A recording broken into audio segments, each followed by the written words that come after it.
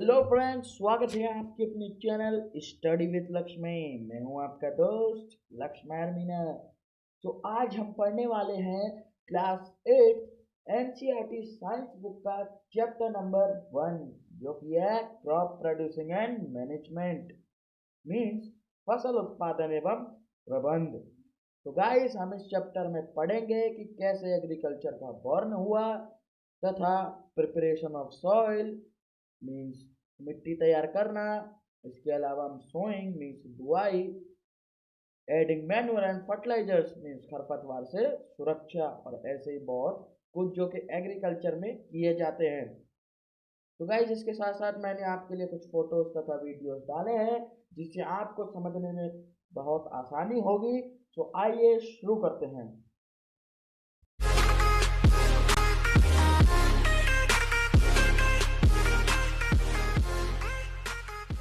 तो आइए guys, chapter पढ़ना शुरू करते हैं। Paheli and Bujo went to their uncle's house during the summer vacation. So guys, अगर आपको पता है कि समर वेकेशन को हिंदी में क्या कहते हैं तो बहुत ही अच्छी बात है। लेकिन अगर आपको नहीं पता है तो मैं आपको बता दूं कि समर वेकेशन को हिंदी में ग्रीष्म अवकाश कहते हैं। सो आई होप गाइस आपको समझ में आ गया होगा। तो ग्रीष्म अवकाश में पहेली एवं भूजो अपने चाचा के घर गए। Their uncle is a farmer. One day they saw some tools like खुरपी, skill, shovel, plow, etc. in the field. उनके चाचा एक किसान हैं। एक दिन उन्होंने खेत में कुछ औजार देखे, जैसे कि खुरपी, दराती, बेलचा, हल इत्यादि। सो आई होप गाइस कि आप नाम से अगर नहीं जानते तो मैंने तस्वीरें आपको दिखाई थी जिनसे शायद आप समझ गए होंगे। इन सब चीज़ों को जो ये नाम है इन सबको देखने के बाद भूजो के दिमाग में एक सवाल आया। I want to know where and how we use this tools. मैं जानना चाहता हूँ कि हम इन औजारों का उपयोग कहाँ और कैसे करते हैं। You have learn that all living organism require food. आप पढ़ चुके हैं कि सभी सजीवों को भोजन की आवश्यकता होती है। Plant can make their food themselves. पौधे अपना भोजन स्वयं बना सकते हैं। Can you recall how green plant synthesis their own food. क्या आपको याद है कि हरे पौधे अपना भोजन किस प्रकार संश्लेषित करते हैं, मीन्स किस प्रकार बनाते हैं। Animal including humans can not make their own food, so where do animal get their food from. मनुष्य सहित सभी जंतु भोजन बनाने में असमर्थ हैं, तो जंतुओं के भोजन का स्रोत क्या है, मीन्स जंतुओं को भोजन कहाँ से मिलता है। But first of all why do we have to eat food. परंतु सबसे पहले हम भोजन ग्रहण ही क्यों करते हैं। You already know that energy from the food is utilised by organisms for carrying out their various body functions such as digestion, respiration and excitation. We get our food from plant और animal और both. आप जानते ही हैं कि सजीव भोजन से प्राप्त ऊर्जा का उपयोग विभिन्न जैविक प्रक्रमों जैसे कार्यों में करते हैं, जैसे पाचन, श्वसन एवं उत्सर्जन के संपादन में करते हैं। हम अपना भोजन पौधों अथवा जंतुओं या दोनों से ही प्राप्त करते हैं। सिंस मीन्स गाइस, अगेन भुजो के दिमाग में एक सवाल आया। Since we all need food, how can we provide food to a large number of people in our country.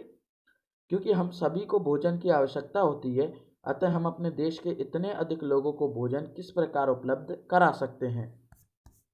So guys, पहली भी सवाल पूछती है, food has to be produce on a large scale. भोजन का बड़े स्तर पर उत्पादन करना आवश्यक है। In order to provide food for a large population, regular production, proper management and distribution is necessary. एक विशाल जनसंख्या में इस बड़ी जनसंख्या को भोजन प्रदान कराने के लिए इसका नियमित उत्पादन, उचित प्रबंधन एवं वितरण आवश्यक है। So next is guys, agricultural practices means कृषि पद्धतियाँ till 10,000 BC। So guys I hope कि आप BC के बारे में तो जानते ही होंगे एंड AD के बारे में भी जानते होंगे, लेकिन ये BC क्या होता है। तो गाइस मैं आपको बता दूं कि BCE को हम बिफोर कॉमन एरा कहते हैं। टिल 10,000 BCE बिफोर मतलब बिफोर कॉमन ईरा जिसे हम कहते हैं पीपल वर नोमैडिक। लगभग 10,000 ईसा पूर्व तक मनुष्य घूमते थे, मतलब एक जगह से दूसरी जगह घूमते रहते थे। They were wandering in groups from place to place in search of food and shelter. वह एक स्थान से दूसरे स्थान तक भोजन एवं आवास की खोज में समूह में विचरण करते रहते थे। They ate raw fruits and vegetable and started hunting animal for food. वे कच्चे फल और सब्जियां खाते थे और उन्होंने भोजन के लिए जंतुओं का शिकार करना प्रारंभ किया। Later they could cultivate land and produce rice wheat and other food crops. Thus was born agriculture means कालांतर मतलब पहले फिर उन्होंने मतलब एग्रीकल्चर मतलब खेती करना शुरू किया, जिसमें उन्होंने गेहूँ चावल एवं अन्य खाद्य फसलों को उत्पादित किया और इसी से मतलब इसी प्रकार कृषि का प्रारंभ हुआ। When plant of the same kind are cultivated at one place on a large scale, it is called a crop। जब एक ही किस्म के पौधे किसी स्थान पर बड़े पैमाने पर उगाए जाते हैं तो इसे फसल कहते हैं। For example, crop of wheat means that all the plants grown in field are that of wheat। उदाहरण के लिए गेहूं की फसल का अर्थ है कि खेत में उगाए जाने वाली सभी पौधे गेहूं के हैं, जैसा कि आप इस फोटो में देख सकते हैं। You already know that crops are of different types like cereals, vegetable and fruits. These can be classified on the basis of the season in which they grow। आप जानते ही हैं कि फसलें विभिन्न प्रकार की होती हैं, जैसे कि अन्न, सब्जियां एवं फल। जिस मौसम में यह पौधे उगाए जाते हैं उसके आधार पर हम फसलों का वर्गीकरण मतलब उन्हें बांट सकते हैं। India is a vast country. The climate condition like temperature, humidity and rainfall vary from one region to another। Bharat एक विशाल देश है। यहाँ ताप, आर्द्रता और वर्षा जैसी जलवायु परिस्थितियां एक क्षेत्र से दूसरे क्षेत्र में भिन्न हैं। अतः accordingly there is a rich next यहाँ पे accordingly there is a rich variety of crops grown in different part of the country। despite the diversity to board cropping patterns can be identified these are। अतः देश के विभिन्न भागों में विविध प्रकार की फसलें उगाई जाती हैं। इस विविधता के बावजूद मोटे तौर पर फसलों को दो वर्गों में बांटा जा सकता है, वह इस प्रकार है। तो फर्स्ट पार्ट हो गया हमारा kharif crops.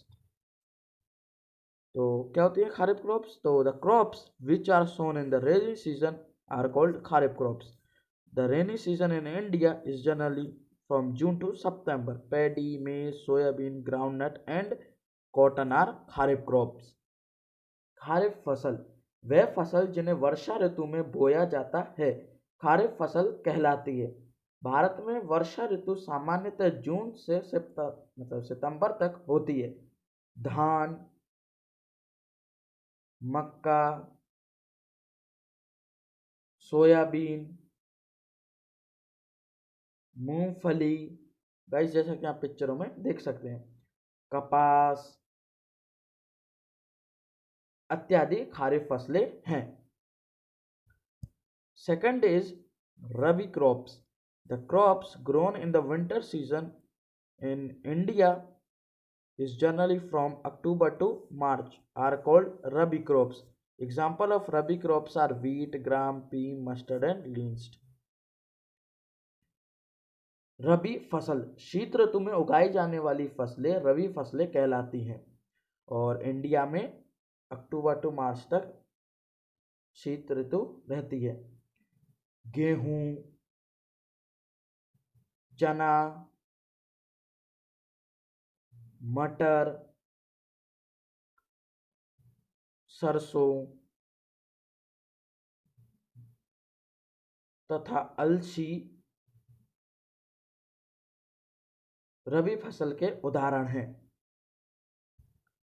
Besides, these pulses and vegetables are grown during summer at many places.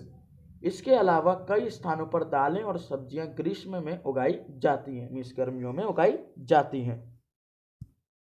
So guys, next is our basic practices of crop production, means आधुनिक फसल पद्धतियां। So बूझो पूछता है why paddy cannot be grown in the winter season, means धान को शीत ऋतु में क्यों नहीं उगाया जा सकता।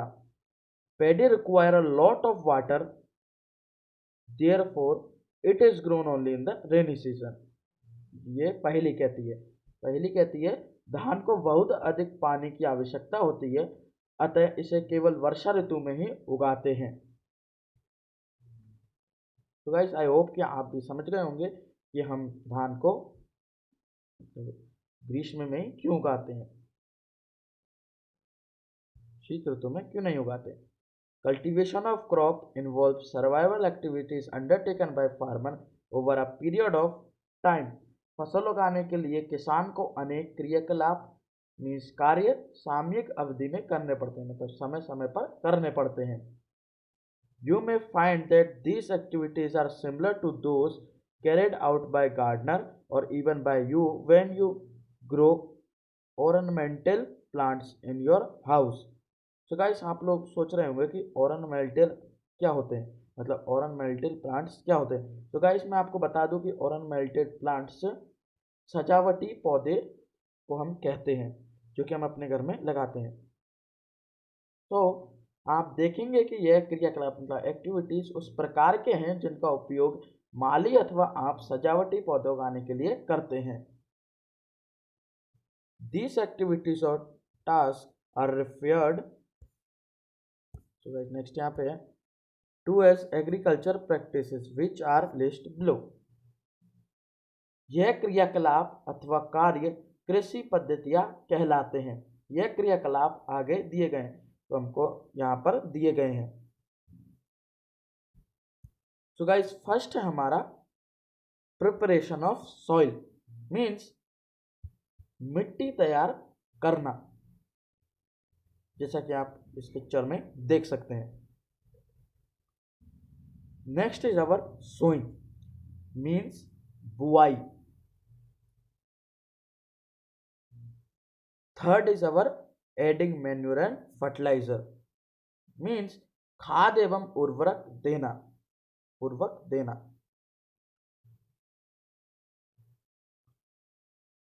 फोर्थ इज अवर इरेक्शन मतलब इरिगेशन मीन्स सिंचाई।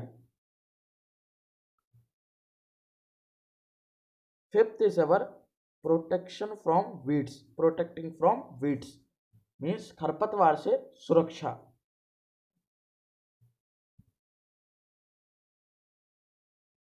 Sixth is our harvesting means कटाई।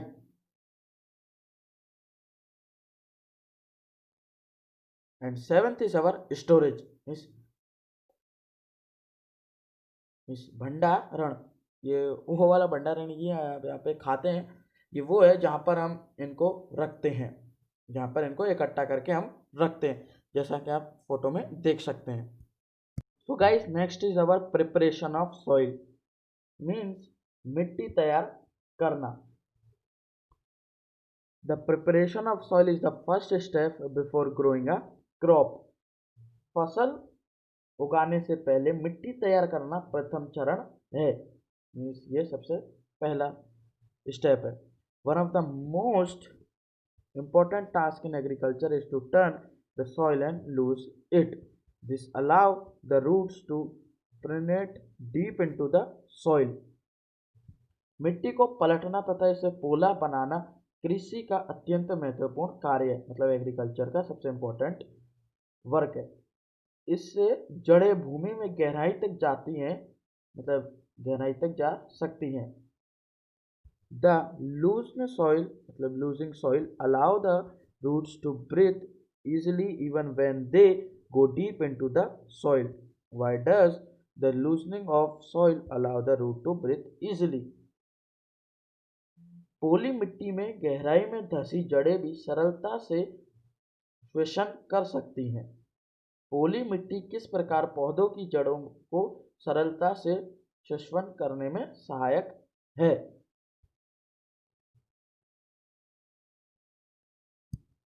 The loosened soil help in the growth of earthworms and microbes present in the soil. These organisms are friend of the farmer since they further turn and loose the soil and add humus to it. पोली मिट्टी मिट्टी में रहने वाले केंचुओं और सूक्ष्म जीवों की वृद्धि करने में सहायता करती है। यह जीव किसानों के मित्र हैं क्योंकि यह मिट्टी को और पलटकर पोला करते हैं तथा ह्यूमस बनाते हैं। But why the soil need to be turn and loosed? परंतु मिट्टी को पलटना और पोला करना क्यों आवश्यक है?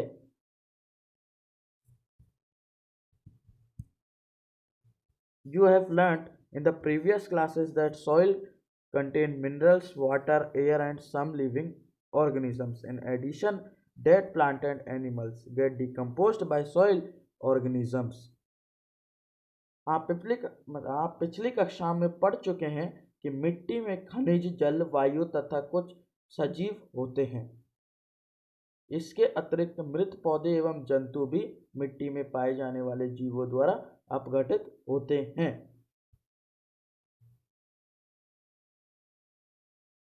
In this way, various nutrients in the dead organism are released back into the soil. These nutrients are again absorbed by plant. इस प्रक्रम में मृत जीवों में पाए जाने वाले पोषक मिट्टी में निर्युक्त मतलब मिल जाते हैं। यह पोषक पौधों द्वारा अवशोषित किए जाते हैं, मीन्स ग्रहण कर लिए जाते हैं। Since only a few centimeters of the top layer of soil support plant growth, turning and loosening of soil bring the nutrients rich soil to the top so that plant can use these nutrients. क्योंकि ऊपरी परत के कुछ centimetre की मिट्टी ही पौधों की वृद्धि में सहायक है। इसे उलटने पुलटने और पोला करने से पोषक पदार्थ ऊपर आ जाते हैं और पौधे इन पोषक पदार्थों का उपयोग कर सकते हैं। तो नेक्स्ट यहाँ पे guys, turning and loosening of soil is very important for cultivation of crops. अतः मिट्टी को उलटना पलटना एवं पोला करना फसल उगाने के लिए अत्यंत महत्वपूर्ण है।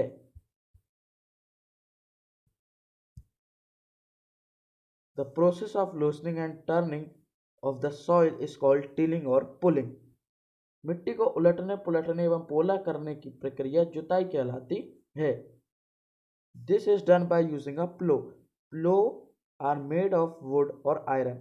If the soil is very dry, it may need watering before plowing. इसे हल चलाकर करते हैं। हल लकड़ी अथवा लोहे के बने होते हैं। यदि मिट्टी अत्यंत सूखी है तो जुताई से पहले इसे पानी देने की आवश्यकता भी पड़ सकती है। The plowed field may have big clumps of soil called crumbs. It necessary to break these crumbs leavingly. The field is beneficial for sowing as well as for erection. Leavingly of soil is done with the help of leveler. जुते हुए खेत में मिट्टी के बड़े बड़े ढेले भी हो सकते हैं जिन्हें एक पाटल की सहायता से तोड़ना आवश्यक है। बुआई एवं सिंचाई के लिए खेत को समतल करना आवश्यक है। यह कार्य पाटल द्वारा किया जाता है। सो गाइस, पहले तो आप क्रम्प्स की मतलब ये क्लम्प्स ऑफ सॉइल, जो ये हमारा क्रम्प्स है जिसको हम कहते हैं, मतलब जो ढेले बन जाते हैं, बड़े बड़े। तो पहले तो आप इसकी तस्वीर देखिए जो कि ये है। तो गाइज आप हो, आई होप कि आपने वो तस्वीर देख ली होगी, फोटो देख ली होगी। तो सेकंड आप देखिए पाटल की, जिसके द्वारा हम इनको हटाते हैं। तो ये रही वो फोटो।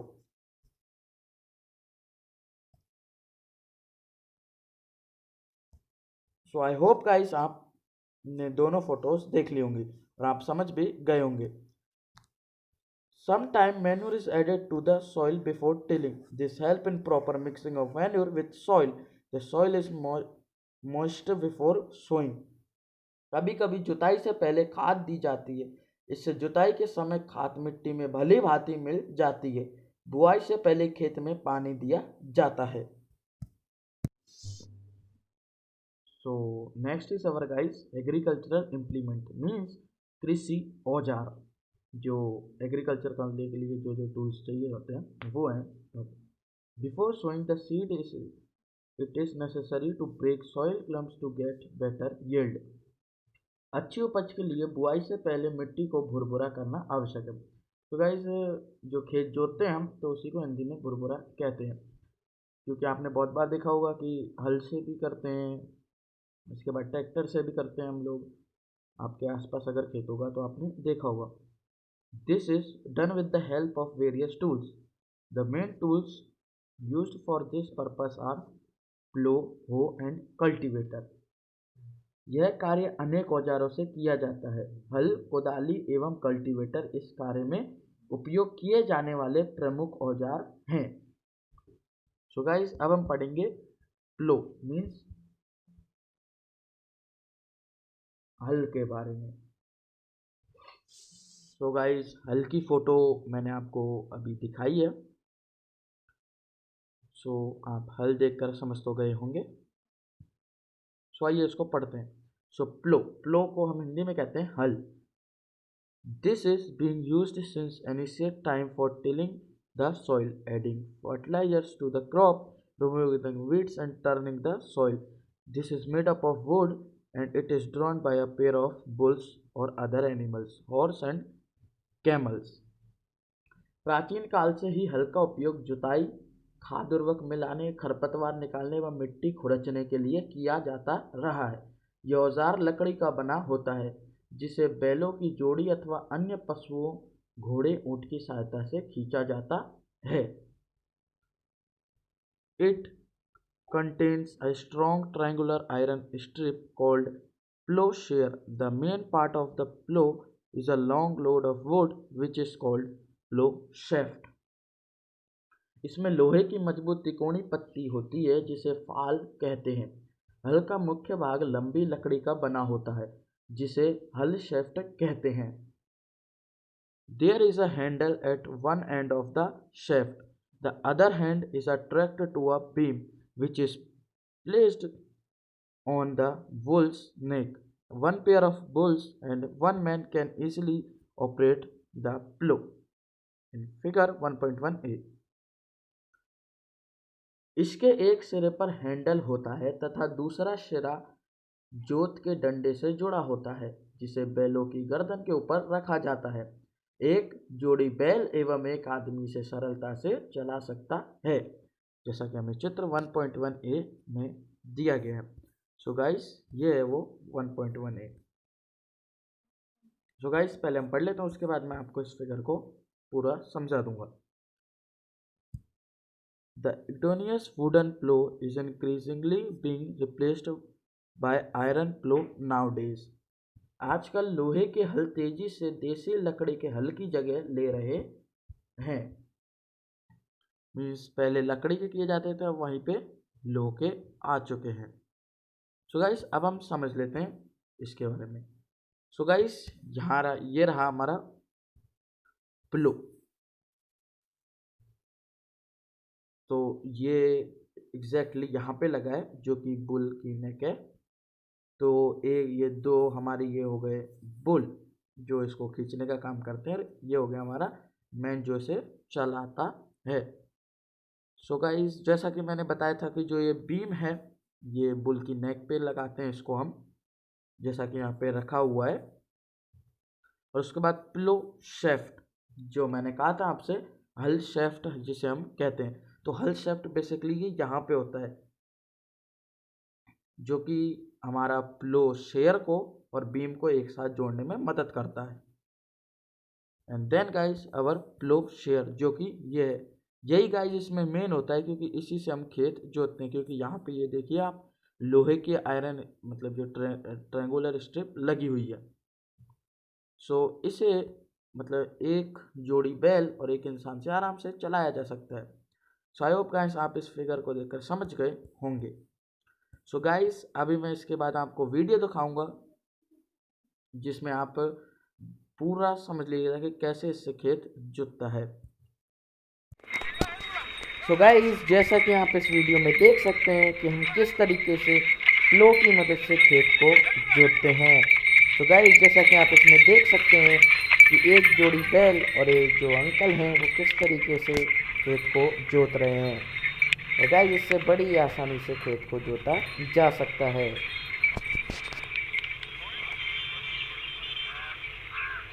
तो गाइस आप देख सकते हैं कि किस तरीके से अंकल अपने खेत को जोत रहे हैं।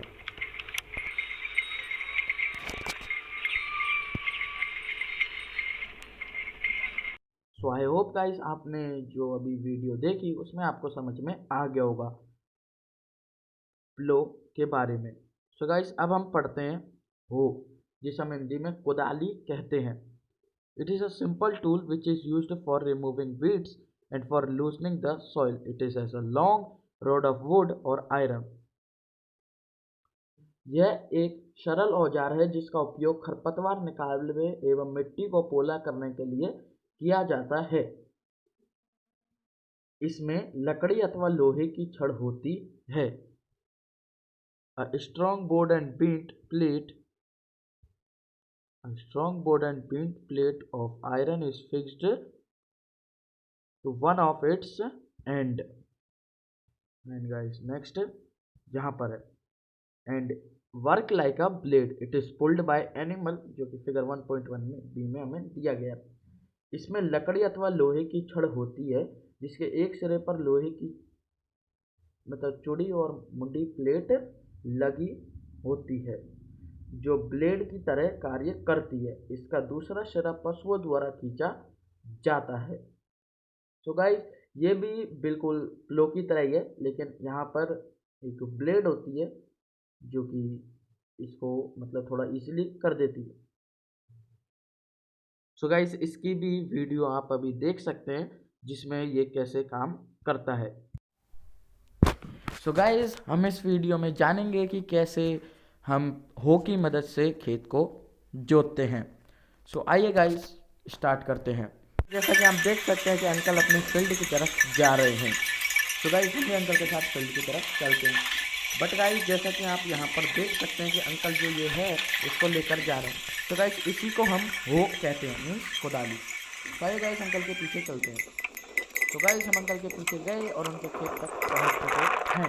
तो गाइस अंकल यहाँ पे ठीक कर रहे हैं। तो अब मैं आपको बता दूँ गाइस कि इसको हम हो कहते हैं, जिसको अंकल अभी खेत के हिसाब से ठीक कर रहे हैं। तो गाइस अंकल ने खेत जोतना मतलब खेत को लूजनिंग एंड टर्निंग करना शुरू कर दिया है। तो गाइस इस तरीके से खेत को हो की मदद से जोता जाता है। बट गाइस हम यहाँ पे कैमल्स तथा बैल का भी इस्तेमाल कर सकते हैं और अंकल ने यहाँ पर हॉर्स का इस्तेमाल किया है, हम इनका भी इस्तेमाल कर सकते हैं।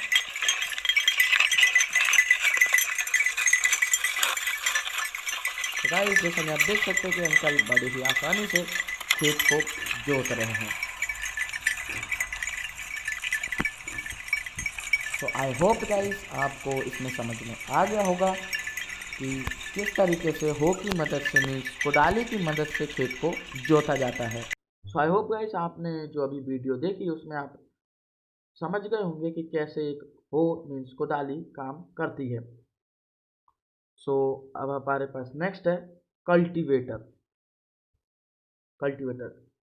तो now days plowing is done by tractor driver cultivator. The use of cultivator save labor and time. आजकल जुताई ट्रैक्टर द्वारा संचालित कल्टीवेटर से की जाती है। कल्टीवेटर के उपयोग से श्रम एवं समय दोनों की ही बचत होती है। श्रम का मीन्स होता है गाइस लोग, और जो भी सामान जैसे कि बैल और वो थे तो उनका जो भी खर्चा वर्चा होता है, मतलब वो उनका समय बचता है और हमारा समय भी बचता है। सो गाइस इसकी भी वन वीडियो अभी आप देखेंगे जिसमें आप इसका भी वर्क समझ जाएंगे। सो गाइस हम इस वीडियो में जानेंगे कि किस तरीके से ट्रैक्टर से जुताई होती है। सो आइए गाइस स्टार्ट करते हैं। तो गाइस जैसा कि आप देख सकते हैं कि ट्रैक्टर द्वारा किस तरीके से खेत की जुताई हो रही है। तो गाइस इससे बड़ी ही आसानी से ट्रैक्टर से खेत की जुताई हो जाती है और इससे श्रम एवं समय दोनों की बचत होती है। तो गाइस जैसा कि आप देख सकते हैं इसके पीछे कुछ लोग भी हैं जो एक लकड़ी पर बैठे हैं। तो गाइस ये इसीलिए इस पर बैठे हैं क्योंकि इससे जो मिट्टी है उस पर थोड़ा सा प्रेशर पड़ता है, जो बड़े बड़े ठेले होते हैं वो फूट जाते हैं और जो मिट्टी होती है वो सपाट भी हो जाती है। आई होप गाइस आपको समझ में आ गया होगा। तो guys next is our sowing means बुआई। Sowing is an important part of crop production. Before sowing, good quality, clean and healthy seeds of a good variety are selected. Farmers prefer to use seeds which give high yield. बुआई फसल उत्पादन का सबसे महत्वपूर्ण चरण है। बोने से पहले अच्छी गुणवत्ता वाले बीजों का चयन किया जाता है। अच्छी गुणवत्ता वाले बीज अच्छी किस्म के साफ एवं स्वस्थ बीज होते हैं। किसान अधिक उपज देने वाले बीजों को प्राथमिकता देते हैं, मतलब वो उसको ज़्यादा पसंद करते हैं। सो गाइस मैं आपसे एक बात कहना चाहता हूँ कि अगर आपको ये वीडियो अच्छी लग रही है तो इसे साथ साथ लाइक करते चलिए और बाद में इसे आप अपने दोस्तों के साथ शेयर भी कीजिएगा। सिलेक्शन ऑफ सीड्स मीन्स बीजों का चयन। पहले कहती है one day I saw my mother put some gram seeds in a vessel and pour some water on them. After a few minutes some seeds started to float on top. I wonder why some seeds float on water. एक दिन मैंने अपनी माँ को देखा कि माँ चने के कुछ बीज एक बर्तन में रखकर उसमें कुछ पानी डाल रही है। कुछ मिनट पश्चात कुछ बीज पानी के ऊपर तैरने लगे। मुझे आश्चर्य हुआ कि कुछ बीज पानी के ऊपर क्यों तैरने लगे। नेक्स्ट यहाँ पे गाइस एक्टिविटी 1.1। सो गाइस आप इस एक्टिविटी को घर पे भी कर सकते हैं। Take a beaker and fill half of it with water. Put a handful of wheat seeds and stir well. Wait for some time. एक बीकर लेकर इसे पानी से आधा भरिए। इसमें एक मुट्ठी गेहूं के दाने डालकर भली भांति हिलाइए। कुछ समय प्रतीक्षा कीजिए।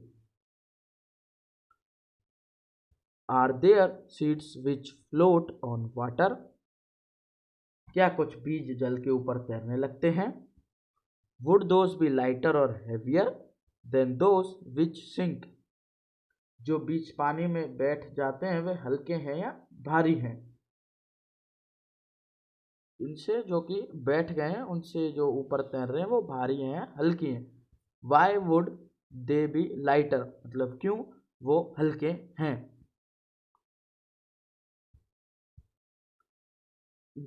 Damaged seeds become hollow and are those lighter, therefore they float on water. क्षतिग्रस्त बीज खोखले हो जाते हैं और इस कारण हल्के होते हैं, अतः ये जल पर तैरने लगते हैं। Sorry guys.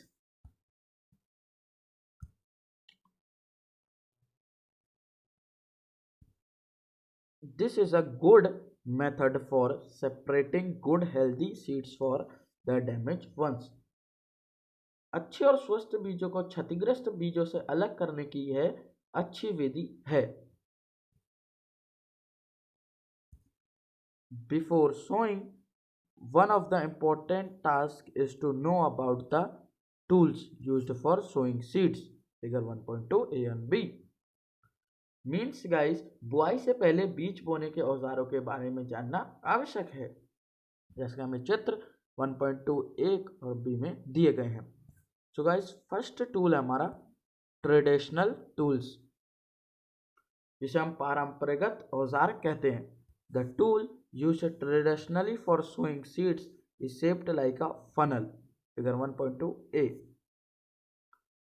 पारंपरिक रूप से बीजों की बुआई में इस्तेमाल किया जाने वाला औजार कीप के आकार का होता है, जिसके हमें चित्र 1.2a में दिया गया है।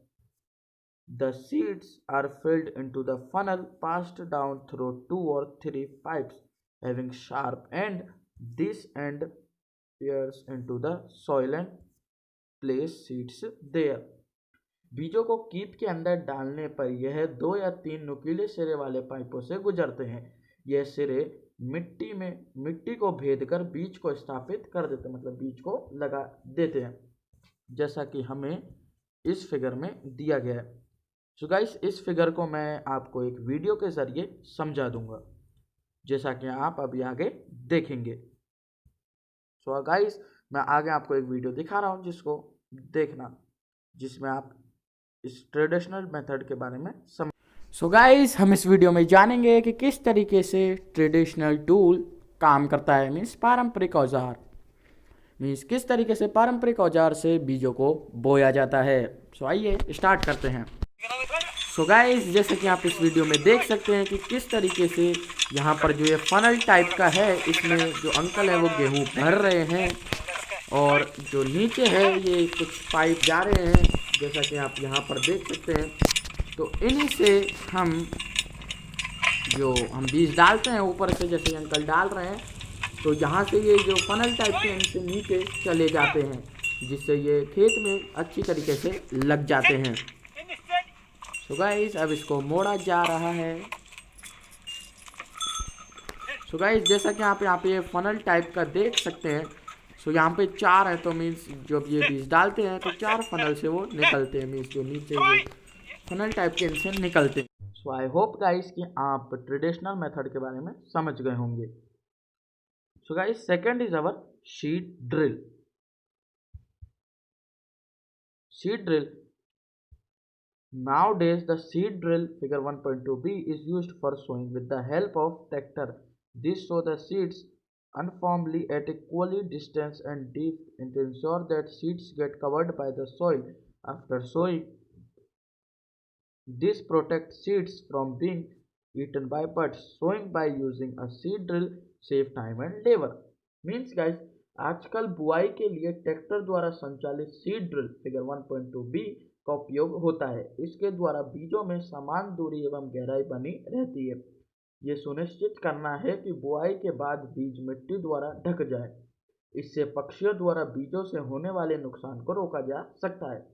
सीड ड्रिल द्वारा बुआई करने से समय एवं श्रम दोनों की ही बचत होती है। सो गाइस हम इस वीडियो में जानेंगे कि किस तरीके से सीड ड्रिल से खेतों में जो हमारे बीज होते हैं उनको बोया जाता है। सो आइए गाइस शुरू करते हैं। सो गाइस जैसा कि आप इस वीडियो में देख सकते हैं कि किस तरीके से जो यहाँ पर ट्रैक्टर है, इसमें जो यहाँ पर ये गाइस ये एक डिब्बा है, सो यहाँ से इसमें बीजों को डाला जाता है। तो गाइस अब जो यहाँ पे जो खेत के मतलब डालने वाले हैं, सो गाइस यहाँ पे जो आंटी हैं शायद उन्होंने उसमें जो बीज थे वो डाल दिए। सो अब गाइस जो बीज यहाँ से डला था, सो वो इन फनल्स के ज़रिए अब बाहर निकल जाएगा और खेतों में अच्छी तरीके से लग जाएगा। सो गाइस आप इस वीडियो में देख सकते हैं कि किस तरीके से हम खेतों में सीड ड्रिल की मदद से बड़ी ही आसानी से बीजों को बोते हैं।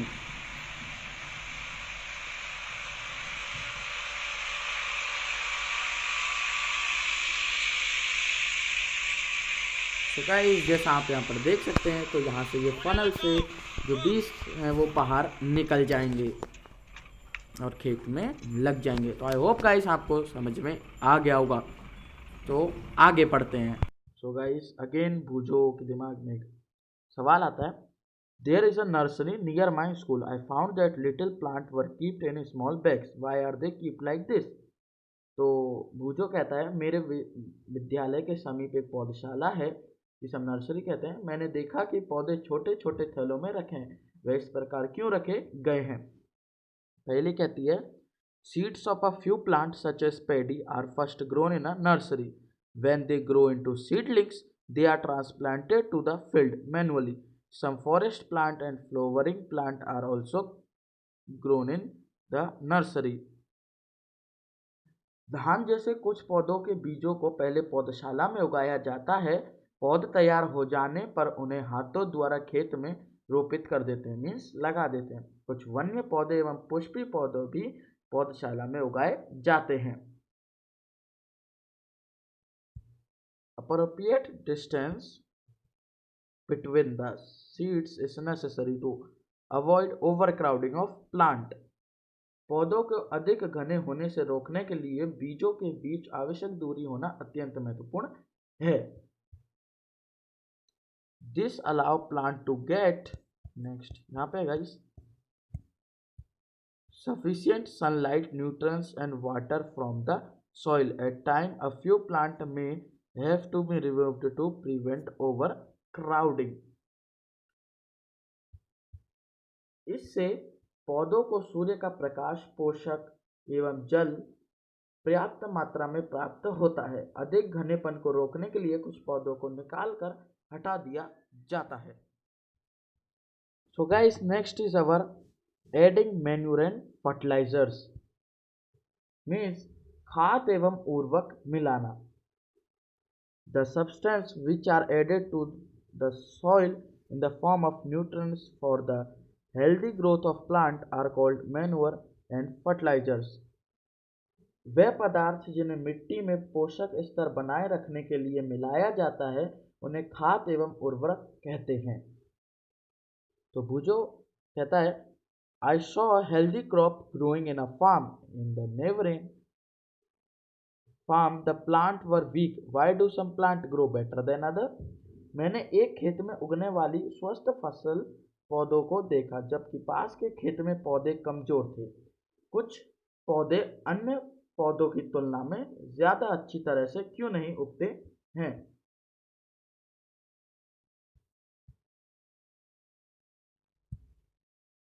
Soil supplies mineral nutrients to the crop plant. These nutrients are essential for the growth of plant.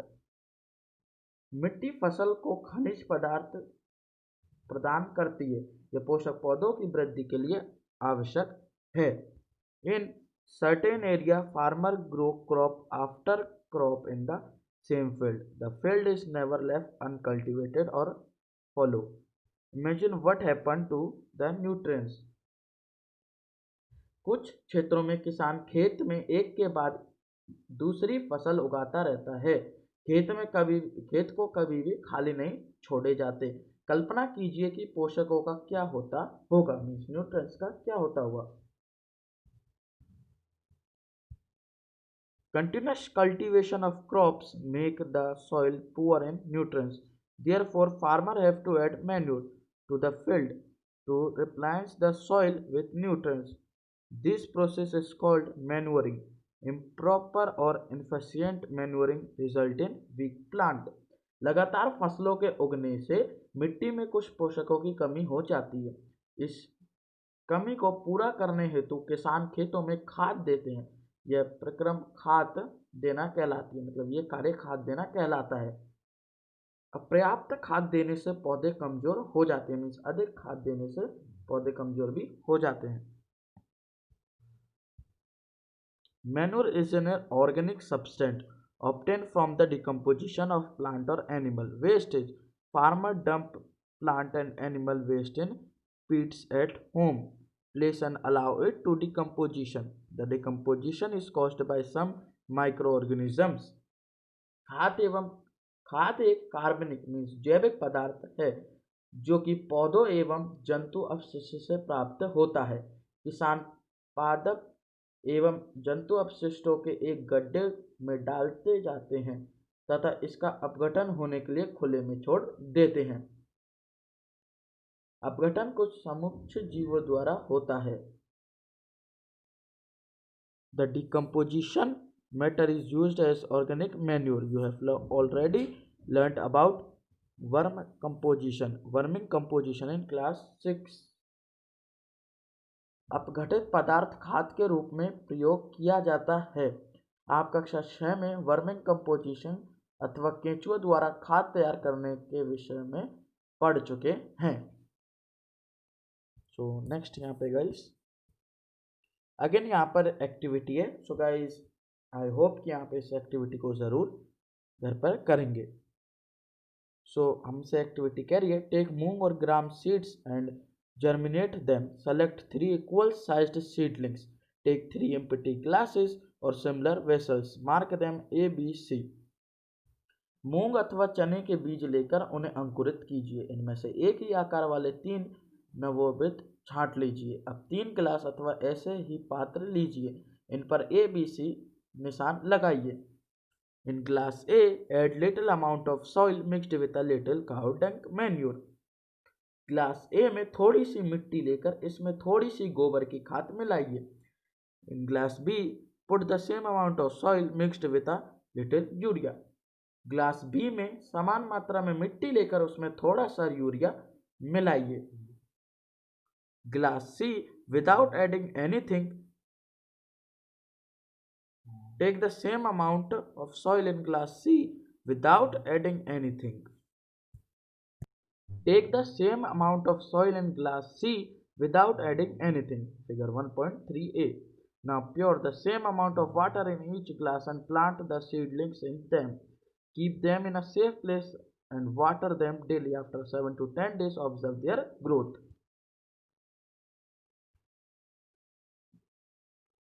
गिलास सी में कुछ मिट्टी लीजिए बिना कुछ मिलाए, जैसा कि हमें चित्र 1.3a में दिया गया।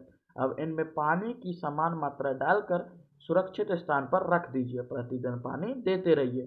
7 से 10 दिन बाद उनकी वृद्धि को नोट कीजिए।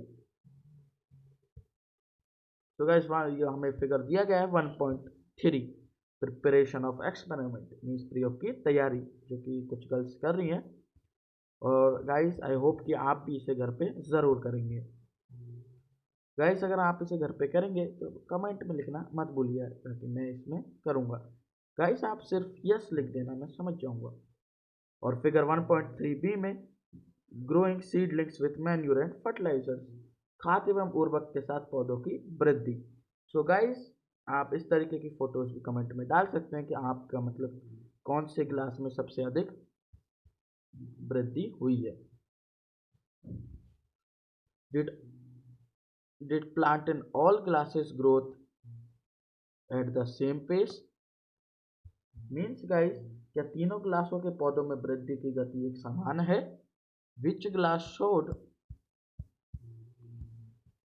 better growth of plant? किस ग्लास में पौधे की वृद्धि बेहतर है? In which glass was the growth fastest? कौन से ग्लास में पौधे की वृद्धि अधिक है?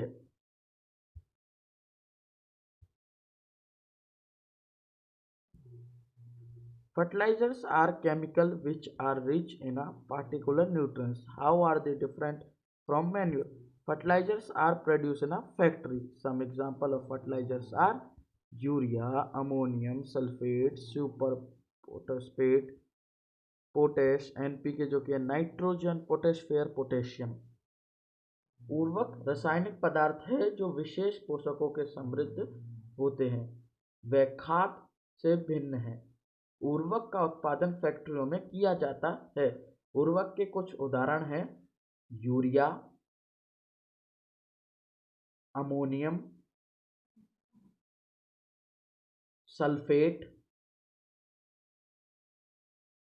Superphosphate, potash and guys our NPK nitrogen, phosphorus, potassium. तो गाइस मैंने इनके फोटोज भी आपके लिए डाल दिए थे, तो आई होप कि आप समझ गए होंगे। The use of fertilizers has helped farmer to get better yield of crops such as wheat, paddy and maize. But excessive use for fertilizers has made the soil less fertile. Fertilizers have also become a source of water pollution. इनके उपयोग से किसानों को गेहूं, धान तथा मक्का जैसी फसलों की अच्छी उपज प्राप्त करने में सहायता मिलती है, परंतु उर्वरकों के अधिक उपयोग से मिट्टी की उर्वरकता में कमी आई है। यह जल प्रदूषण का भी स्रोत बन गए हैं। Therefore, in order to maintain the fertility of the soil, we have to substitute fertilizers with organic manure or leave the field uncultivated fallow in between two crops. Means guys, अतः मिट्टी की उर्वरकता बनाए रखने के लिए हमें उर्वरकों के स्थान पर जैविक खाद का उपयोग करना चाहिए अथवा दो फसलों के बीच में खेत को कुछ समय के लिए बिना कुछ उगाए छोड़ देना चाहिए।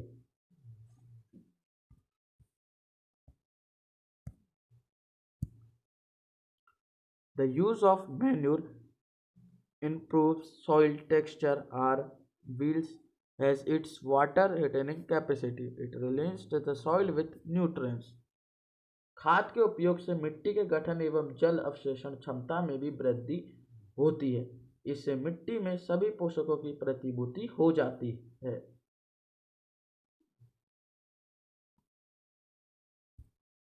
Another method of replacing the soil with nutrients is through crop rotation. This can be done by growing different crop alternately. Earlier, farmers in northern India used to grow limnaceous fodder in one region and wheat in the next season. मिट्टी में पोषकों की प्रतिपूर्ति का अन्य तरीका है फसल चक्रण। यह एक फसल के बाद खेत में दूसरे किस्म की फसल एकांतर क्रम में उगाकर किया जा सकता है। पहले उत्तर भारत में किसान फलीदार चारा एक ऋतु में उगाते थे तथा गेहूं दूसरी ऋतु में। This helped in the replacement of the soil with nitrogen. Farmers are being encouraged as adopt these practices. इससे मिट्टी में नाइट्रोजन का पुण्य पूर्ण होता रहता है। किसानों को इस पद्धति को अपनाने के लिए प्रोत्साहित किया गया है। In the previous classes, you have learnt about rhizobium bacteria. These are present in the nodules of roots lumineous planted. This fix atmospheric nutrients. पिछली कक्षाओं में आप राइजोबियम बैक्टीरिया, जो कि मैंने आपको तस्वीर दे दी है, के विषय में पढ़ चुके हैं। ये फलीदार यानी लुमिनेसेस पौधों की जड़ों की ग्रंथियों में पाए जाते हैं और वायुमंडलीय नाइट्रोजन का स्थिरीकरण करते हैं। सो गाइस, पौधों की जड़ों की ग्रंथियों में जो पाए जाते हैं, तो उसकी फोटो मैं अभी आपको देने वाला हूँ। सो गाइस, ये फोटो है वो। सो आई होप कि इस फोटो को देखने के बाद आप समझ गए होंगे कि पौधों मतलब जड़ों में कौन सी ग्रंथि होती है, तो पौधों की जड़ों की ग्रंथियों में पाए जाने वाला क्या है। सो गाइस, नेक्स्ट हमारे पास टेबल है एक, इसमें different vitamin fertilisers and manure बताया गया है। मीन्स उर्वरक एवं खाद में अंतर। मीन्स क्या अंतर है उर्वरक एवं खाद में, तो आइए पढ़ते हैं कि क्या अंतर है। तो फर्स्ट है फर्टिलाइजर्स, मीन्स उर्वरक के बारे में। Fertiliser is a man made inorganic salt. Means उर्वरक एक कार्बनिक लवण है जो फैक्ट्रियों में बनता है। But manure is a natural substance obtained by decomposition of cattle dung and plant residues. खाद एक प्राकृतिक पदार्थ है जो गोबर, मानव अवशिष्ट एवं पौधों के अवशेष के विघटन से प्राप्त होता है। सेकेंड पॉइंट है fertilisers is prepared in factories. जैसा कि मैंने अभी आपको बताया था, उर्वरक का उत्पादन फैक्ट्रियों में होता है। Manure is can be prepared in the field, लेकिन खाद खेतों में बनाई जा सकती है। थर्ड है guys, fertilisers does not provide any humus to the soil. उर्वरक से मिट्टी को ह्यूमस प्राप्त नहीं होती है। Manure provide a lot of humus to the soil. खाद से मिट्टी को ह्यूमस प्रचुर मात्रा में प्राप्त होती है। Sorry guys. फोर्थ है गाइस हमारा, fertilizers are very rich in plant nutrients like nitrogen, phosphorus and potassium. जैसा कि मैंने आपको फोटोज पहले जब पढ़ाया था उसमें दे दिए थे। उर्वरक में पादप पोषक जैसे कि नाइट्रोजन, फास्फोरस तथा पोटेशियम प्रचुरता में होते हैं, मतलब लगभग मात्रा में या फिर ज़्यादा होते हैं। Manure is relatively less rich in plant nutrients. खाद में पादप पोषक तुलनात्मक रूप से कम होते हैं, मीन्स जो उर्वरक से तुलना करते हैं तो कम होते हैं। Table 1.1 give the difference between a fertilisers and a manure. मतलब टेबल 1.1 में उर्वरक एवं खाद के बीच अंतर बताए गए हैं। Advantage of manure: the organic manure is considered better than fertilisers is because खाद के लाभ: जैविक खाद उर्वरक की अपेक्षा अधिक अच्छी मानी जाती है। इसका मुख्य कारण है, पहला कारण है guys, it enhance the water holding capacity of the soil. इससे मिट्टी की जल धारणा क्षमता में वृद्धि होती है। सेकेंड है, it make the soil porous due to which exchange of gases becomes easy. इससे मिट्टी भुरभुरी एवं सुरेंद्र हो जाती है, जिसके कारण गैस विनिमय सरलता से होता है। थर्ड है guys, it increase the number of friendly microbes. इससे मित्र जीवाणुओं की संख्या में वृद्धि हो जाती है। एंड लास्ट फोर्थ है, it improves the texture of the soil. इस जैविक खाद से मिट्टी का गठन सुधर जाता है। सो आई होप गाइस कि आपको ये वीडियो बहुत अच्छी लगी होगी। सो गाइस ये पार्ट 1 था। सो गाइस अगर आप चाहते हैं कि मैं पार्ट 2 भी बनाऊं, सो आप कमेंट में लिखना बिल्कुल मत भूलिएगा। एंड गाइस अगर आपको ये वीडियो अच्छी लगी तो इसे लाइक कीजिए एंड अपने दोस्तों के साथ शेयर कीजिए। एंड गाइस आप अगर पार्ट 2 देखना चाहते हैं तो इस चैनल को कर दीजिए सब्सक्राइब एंड जो बगल वाला घंटी बटन है उसको भी ऑल पर कर दीजिए, जिससे मैं जो भी नई वीडियो डालूंगा वो सबसे पहले आप तक पहुंचे। सी यू इन सेकंड पार्ट।